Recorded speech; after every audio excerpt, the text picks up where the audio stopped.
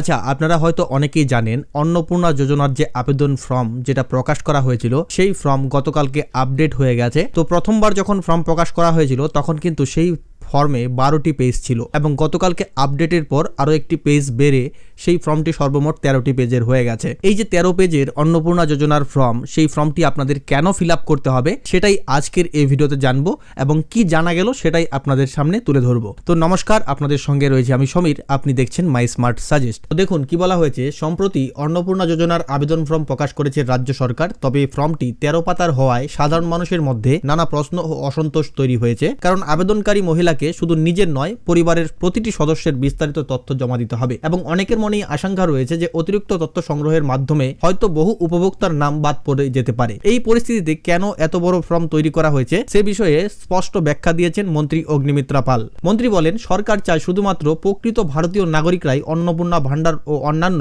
সরকারি প্রকল্পের সুবিধা পান। তার বক্তব্য, এটা জনগণের টাকা, তাই সম্পূর্ণ তথ্য যাচাই করে সুবিধা দেওয়া হবে। কোনো অভারতীয় ব্যক্তি যেন সরকারি প্রকল্পের সুযোগ না পায় সেই কারণে বিস্তারিত তথ্য নেওয়া হচ্ছে। তিনি আরো দাবি করেন, দীর্ঘদিন ধরে বাংলার মানুষকে ভুল তথ্য দিয়ে বিভ্রান্ত করা হয়েছে, তাই এবার সরকার স্বচ্ছ ও নির্ভুল তথ্যের ভিত্তিতে প্রকৃত উপভোক্তাদের তালিকা তৈরি করতে চাইছে। তো এই অন্নপূর্ণা যোজনায় যে সমস্ত তথ্য চাওয়া হয়েছে যেগুলো আপনাদের দিতে হবে, তবে এই যে অন্নপূর্ণা ভান্ডার প্রকল্পের আবেদন ফর্ম প্রকাশ করা হয়েছে সেখানে পরিবারের বিভিন্ন তথ্য বিস্তারিতভাবে জমা দিতে হবে। তার মধ্যে যেগুলি রয়েছে, একটি পরিবারের জন্য একই ফর্মে একাধিক সদস্যের তথ্য দেওয়ার ব্যবস্থা এবং পরিবারের প্রধান ও সদস্যদের নাম, জন্ম তারিখ, তাদের লিঙ্গ এবং Aadhaar card number, voter card ID বিস্তারিত তথ্য এবং তাদের ব্যাংকের অ্যাকাউন্ট নাম্বার এবং ডিজিটাল রেশন কার্ড ও প্যান কার্ডের তথ্য যদি থাকে এবং বাড়ি পাকা কিনা এবং 3টির বেশি পাকা ঘর রয়েছে কিনা এবং পরিবারের মোট জমির পরিমাণ এবং ব্যক্তিগত 4 চাকার গাড়ি রয়েছে কিনা এবং স্বাস্থ্য বীমা বা বিভিন্ন ধরনের ক্রেডিট কার্ডের তথ্য এবং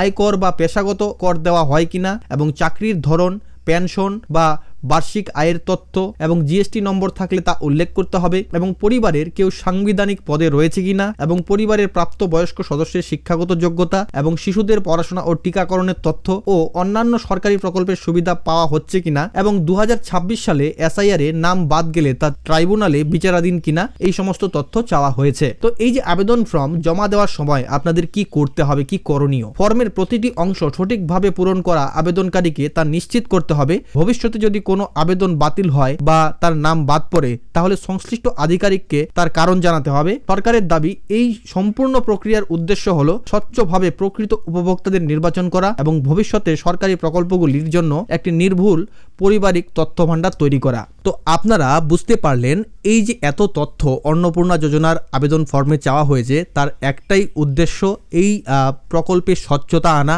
যাতে কোনো অভারতীয় ব্যক্তি বা কোনো অবৈধ ব্যক্তি এই প্রকল্পের সুবিধা না পায় এবং তার সঙ্গে সঙ্গে এই যে তথ্য সরকার সংগ্রহ করছে সেই তথ্যের মাধ্যমে সরকারের যে পরবর্তী জনকল্যাণমুখী যে বিভিন্ন প্রকল্প হবে সেই সমস্ত প্রকল্পের সুবিধা যেন সাধারণ মানুষকে খুব সহজভাবেই দেওয়া যায় এবং সাধারণ মানুষ যাতে খুব সহজেই সরকারের সমস্ত জনকল্যাণমুখী প্রকল্পের সুবিধা পায় তার জন্যই কিন্তু এই তথ্য সংগ্রহ করা হচ্ছে। তো অনেকের মনেই যেটা ধারণা ছিল এত তথ্য দিলে হয়তো অন্নপূর্ণা যোজনায় আপনারা টাকা নাও পেতে পারেন, এমনটা ভাববার কোনো বিষয় নেই। যারা প্রকৃত যোগ্য ব্যক্তি তারা অবশ্যই অন্নপূর্ণা যোজনার টাকা পাবেন। তো ধন্যবাদ প্রথম থেকে শেষ অবধি ভিডিওটির সঙ্গে থাকার জন্য এবং আপনি যদি আমাদের চ্যানেলে নতুন হয়ে থাকেন তাহলে অবশ্যই চ্যানেলটিকে সাবস্ক্রাইব করে পাশে থাকা বেল আইকনে ক্লিক করে অল অপশনটিতে ক্লিক করতে ভুলবেন না। ধন্যবাদ।